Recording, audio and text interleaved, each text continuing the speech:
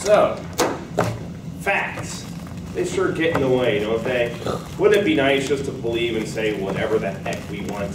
Yes. That would just make things easier, because next time you wanted to give a speech, you can tout that 110% of every left-handed person actually is right-handed. And you know what? By gosh, you're an expert, so therefore they have to believe you. Well, why am I on a rant about facts?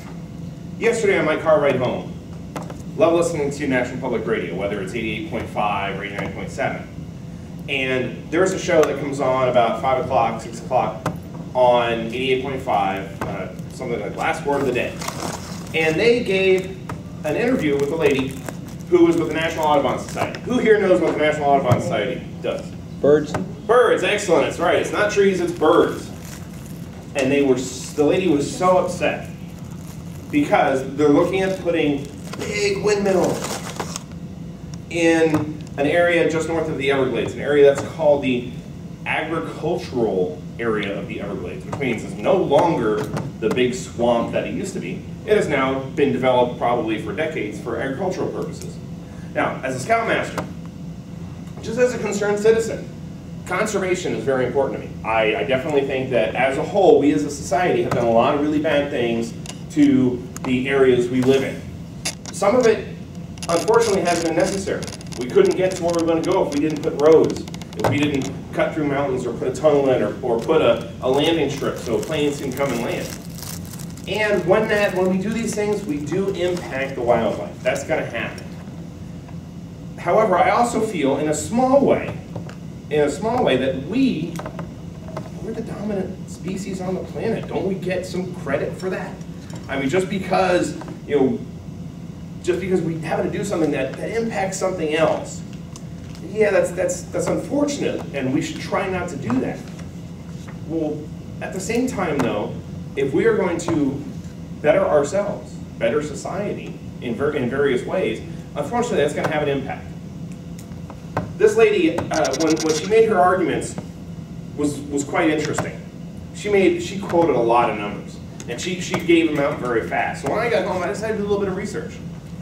And right away, I saw some of her numbers. Basically, she read almost all of her information off of one report. Now, mind you, this report was from the Fish and Wildlife. It was a Fish and Wildlife Studies report. And so you would think, okay, well, hopefully somebody didn't just write a bunch of stuff down that they found somewhere. And that those numbers that they have are actually based off of other research.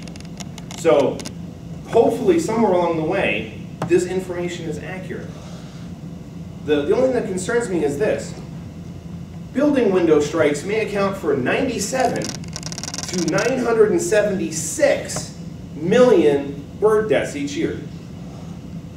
That's like saying one or maybe 100 of us in this building are going to die today.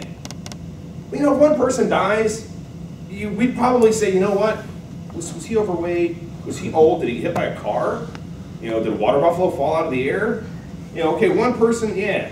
100 times that? Wow, there's something wrong with this building. If we got 100 people die, you know, in a given month or day or quarter or year, whatever, that's a huge range. What kind of statistic is that? How can I make an argument, a counter argument, to say, oh, well, it's either 97 million or it's 970 million? Well, anything can be that. You have a 1% to 100% chance of anything. And I thought, wow, that's really crazy. Communication towers. Who knew how aggressive communication towers can be? Conservatively, not liberally apparently, kill 4 to 5 million birds annually, possibly closer to 40 to 50 million. Wow, really? That's like saying I've got 1 gavel, or perhaps I've got 10 gavels. You don't know because you can't see in here. What kind of statistics are these? Where are these facts coming from? Did you know if you put a stick of margarine, how about that, in a diesel engine, you can improve your gas mileage? That's pretty amazing because you can run a diesel engine off vegetable oil. Isaac Newton, one of the smartest men in history, he invented hopscotch, one of the greatest children's games ever. The Cherokee language, Native Americans, the Cherokees, they only had 3 numbers. They had 1, 2, and plenty. That was it. That was their number system. On a side note, did you know that nobody in Pontiac, Michigan actually drives or owns a Pontiac car? What are the odds? What are the odds? 1 in 10 kids in Europe. 1 out of 10. I'm not, there's those numbers. Could be, 1 in 10 could be 10 out of 100, or it could be 100 out of 10.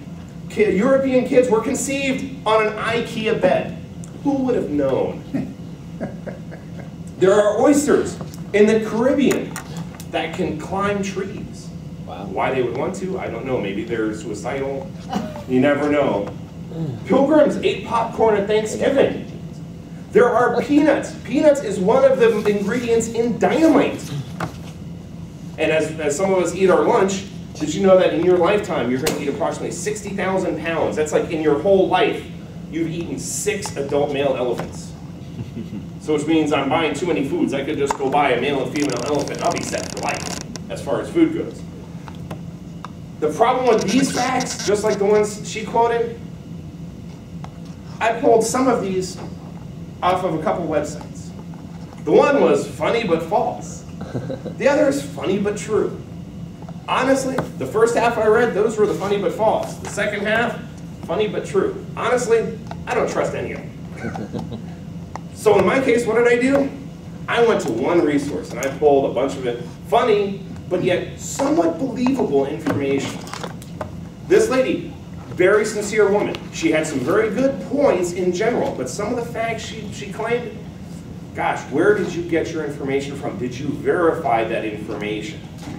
So, my point being, if you are going to make an argument, have a discussion, try and convince somebody of something. So please, don't go out and stick a stick of margarine into your diesel cars if you own one. I did not mean for you to actually do that. And I didn't mean to go take your fryer oil and dump it in your gas tank. Please check your facts before you make any actual constructive argument. Thank you.